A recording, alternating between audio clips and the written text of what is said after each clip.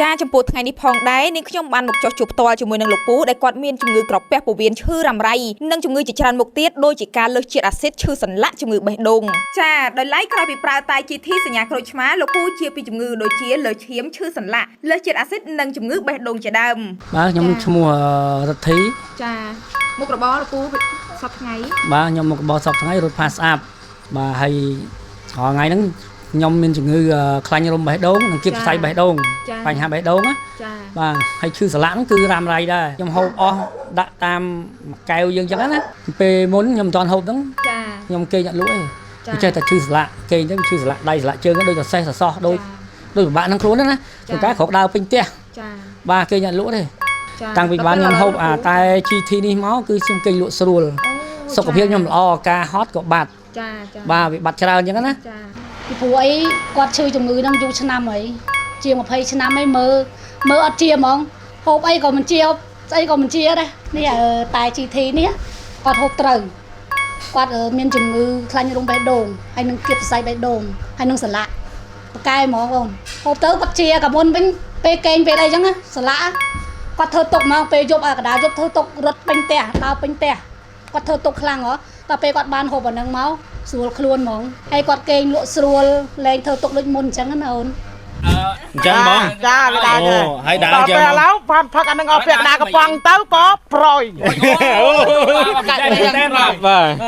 បាទអាពេលមុនប្រើតែ GT ហ្នឹងដើរអោនដូចបងស្រីគាត់ថាមិនអញ្ចឹងដើរចេះឯងដើរអត់គូទេត3ថ្ងៃបានមានសង្ឃឹមអូ3ថ្ងៃអត់មានសង្ឃឹមវិញបងប្អូន3ថ្ងៃទៅដាក់ទៅដូចអន់ទៅអន់ទៅអន់ជំងឺឬអន់បងអន់ជំងឺអូអន់ជំងឺបាទមិនមែនអន់គាត់ទេគឺអន់ជំងឺហើយដល់ពេលឥឡូវហ្នឹងគឺដើរភិលបាទសុបាយចិត្តបងស្រីបានជាសះស្បើយបានធូរស្រាលខ្ញុំឆាទៅលោកគ្រូខ្ញុំអរគុណលោកគ្រូបាទថ្ងៃនេះចេះទៅមានអីបាទដើរជាមកកំពុងទីដែរមានចាំមើលបាទពីមុនខ្ញុំថាកោឯដល់ឥឡូវខ្ញុំចង់ទៅចេះក៏បានចេះបាទក្រោយបានណាចាឥឡូវចាំមើលឥឡូវយើងស្ដាប់សលេងបងស្រីទាំងគ្នាគាត់ឆាតទៅឆ្នាំលោកគ្រូបកាយស័ក្តិសិទ្ធិមែនលោកគ្រូខ្ញុំដើររូបជើមកបងលោកគ្រូខ្ញុំផឹក2ថ្ងៃតបងខ្ញុំថាខ្ញុំអស់សង្ឃឹមមកដើររូបខ្ញុំអស់សង្ឃឹមខ្ញុំអត់គាត់ខ្ញុំចូលរស់លេឆ្នាំស្លាប់ហើយលោកគ្រូដល់ពេលខ្ញុំផឹកបានចូលថ្ងៃទី3លោកគ្រូខ្ញុំជើងអន់ខ្ញុំសប្បាយចិត្តឥឡូវខ្ញុំដើរលងភិលពីមុនខ្ញុំដើរកង់កោមិនត្រឹមដើរភិលកលែងទៀតកលែងទៀតខ្ញុំដាច់ចិត្តថាខ្ញុំនឹងសាក់លបងជាលើកចុងក្រោយចាពីអញ្ចឹងទៅទទួលបានគុណភាពពីបដោតសំខាន់ខ្ញុំបដោតទៅកាពែពវៀនហើយនឹងចុកដៃចុកជើងគេញអត់លក់អីខ្ញុំអត់ដែរបដោតថាតែ GT ញ៉ាំទៅមានកូននេះអញ្ចឹងឥឡូវហ្នឹងគឺមានន័យថាបងប្រើបាត់ចុកជើងចុកដៃសម្រាប់លក់ស្រួលហើយមាន baby ទៀតចាមាន baby ឈប់គឺអបអសាទរសិន